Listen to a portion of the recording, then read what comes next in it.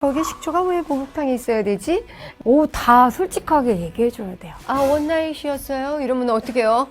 그럼 물어봐요. 혹시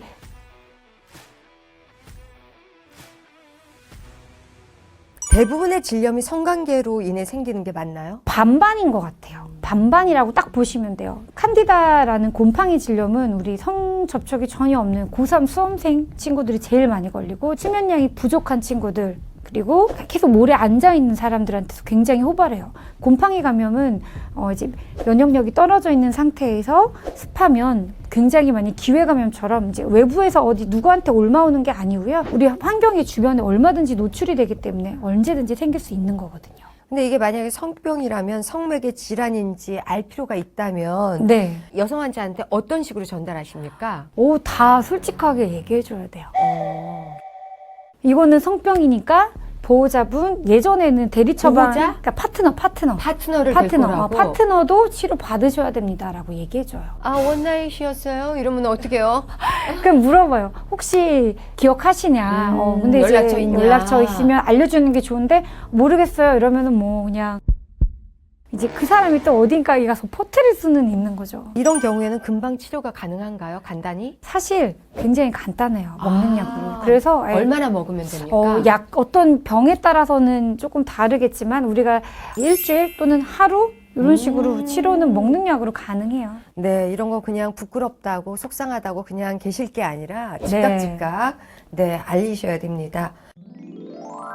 사실 영화 같은 데 보면 뭐 급격한 감정의 격전신에 있어서 그냥 옷을 벗고 막 이렇게 하는 경우가 좀 있잖아요.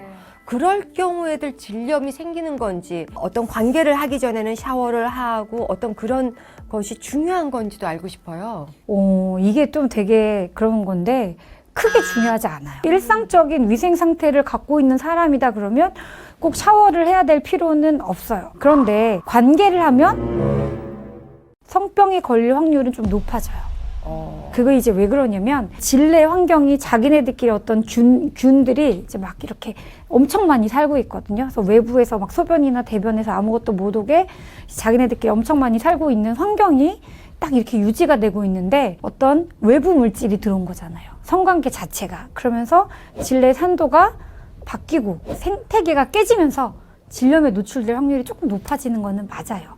그래서 이제 성관계를 할 때 상대방이 나쁜 균이 아무것도 없고 건강한 사람이라 할지라도 여성 입장에서는 어떤 삽입이라는 외부 물질이 들어오는 과정이 있다.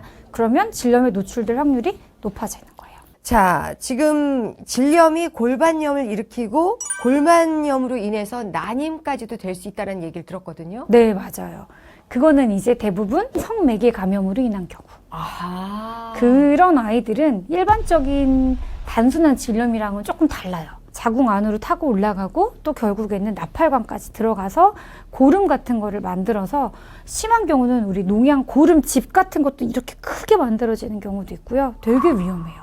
그럼 그러는 동안에 본인이 고통이나 증상을 못 느끼나요? 원래는 열도 좀 나고 배도 아프고 그런데 사람들마다 너무 개인차가 있는데 정말 증상을 못 느끼는 경우도 있더라고요. 개인마다 차이가 너무 달라요. 민감해서 아닌데도 본인이 이제 자꾸 질염인 것 같아요 라고 오시는 분들도 있고 이건 누가 봐도 병원은 빨리 왔어야 되는데 굉장히 늦게 오시는 분들도 있고 개인 차이가 있는데 통증이 원래는 있는데 모든 사람한테 다 통증을 수반하지는 않아요. 여성은 성관계 이후에 좀 예민하게 자신을 좀 살펴볼 필요가 있는 것 같습니다. 그렇다면 성관계 전에 우리가 뭐 준비해야 할 것들 아니면 이렇게 하면 훨씬 더 질염을 예방할 수 있어요. 여러 가지가 좀 있을 수 있지 않을까요? 네, 맞아요. 일단은 제일 중요한 거는 콘돔이죠. 왜냐면 그 사람이 어떤 균을 가지고 있을지 모르는 거기 때문에 성관계는 잘 보면 점막과 점막의 만남이에요. 그 피부의 만남을 최소화시키는 게 콘돔이기 때문에 콘돔을 사용해 주는 게 도움이 될 수 있고요. 그리고 또 하나는 이제 질염과 방광염을 예방하는 습관으로 관계를 하고 나서 소변을 보시는 것도 조금 도움이 될 수가 있어요. 그냥 주무시지 마시고 화장실에 가서 귀찮아도 꼭 소변을 일어나서 보시면 아니면 샤워기를 좀 씻어주는 것도 좋을까요? 비누를 쓰는 거는 별로 추천은 안 해드리는데 물로만 씻는 거는 크게 대세에는 영향을 안 줄 것 같아요. 그거는. 젤이나 오일 바르는 거는 어떨까요? 사실 이게 산부인과에서 진료를 하다 보면 생각보다 건조해서 오시는 분들이 되게 많아요. 그런 분들한테 이제 저희가 러브겔 같은 걸 추천을 해드리거든요. 근데 연령대도 생각보다 낮아요. 보통 30대만 넘어가도 많이 쓰거든요.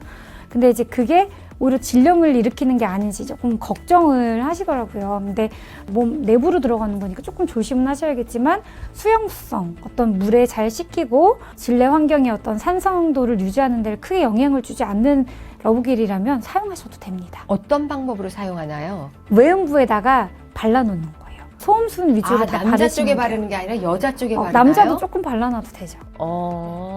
여성 세정제가 있단 말이에요. 이런 맞아요. 것들은 추천하십니까? 어떻습니까? 되게 양날의 검인 것 같은 게 세정제의 원리는 pH 산성도를 맞춰줘서 질내에 사는 그 균 애들이 더 잘 힘이 잘 나게 어떤 도와주는 그런 보조제 같은 영양제 역할이에요.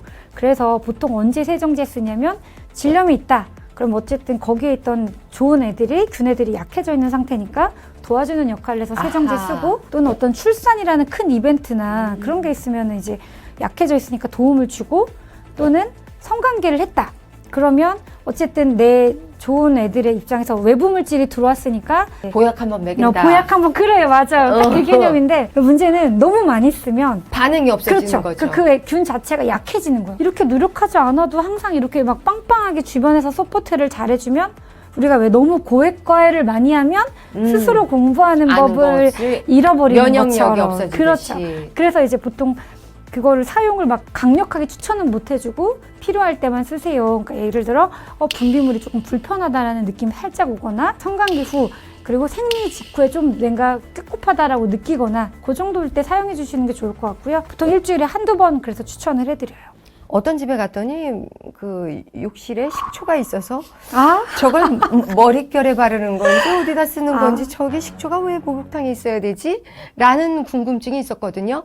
세정제나 산성. 식초나 산성인데 어떤 네. 게 더 낫다고 보세요? 어머, 식초는 너무 강한 산성이어서 아니 물에 타겠죠. 근데 그 농도라든지 그 맞추기가 잘못하면 어렵다. 외음부 피부가 얼마나 약한데요. 그럼 머릿결에 썼던 것 같습니다. 그러면 자, 요즘은 성관계가 뭐 다양한 형태로 이렇게 많이 바뀌다 보니까 질염에 대해서 또 산부인과 의사로서 걱정이 되실 것 같아요. 맞아요. 우리가 기본적으로 꼭 알아야 될 어떤 부분이 있을까요? 아플 때는 관계하면 안 돼라는 걸 다 알고 있지만 그래도 당사자 입장에서는 어떤 그 무드랑 이런 것 때문에 약간 확 넘어가는 경우가 있는데 조심해야 되는 게 뭐냐면 우리 입병 중에 수포 이렇게 생기는 헤르페스라고 그렇죠. 들어보셨을 거예요. 근데 그 헤르페스가 사실은 피부 접촉으로 옮기는 거거든요. 그래서 우리 애기들은 없는데 이제 어른들이 뽀뽀해주고 이렇게 피부 접촉하고 그러면 성인은 대부분 갖고 있어요. 헤르페스가. 그게 이제 입에 생기는 게 타입 1이고요. 성기 쪽에 있는 게 타입 2거든요. 근데 본인이 이제 입이 이렇게 헐어 있고 여기 그 수포가 생겨 있는 상태로 우리 요새 이제 최근에는 좀 더 성생활이 활발해지면서 오랄 같은 것도 하잖아요. 근데 그런 거 있는 상태로 오랄을 해서 상대방 성기 쪽으로 헤르페스 1이 가는 경우가 생각보다 많아요. 그럼 성병이 되네요, 남자가? 그러니까 그게 이제 똑같이 그쪽으로 포진이 생기는 거예요. 타입 1이. 그래서 이제 수포가 있을 때에는 어쨌든 접촉을 안 하는 게 맞아요. 믿을 수 있는 우리 부부 사이라면 우리가 또 건강한 또 이렇게 관계라면 너무 큰 걱정 안 하고 행복한 관계를 가질 수 있을 것 같습니다. 누구한테 속 시원히 물어볼 수 없었던 그 질염에 대해서 알아봤습니다. 건강한 그런 또 여성 뭐 건강한 뭐래? 건강한 질염 어떻게 하지? 건강한 뭐?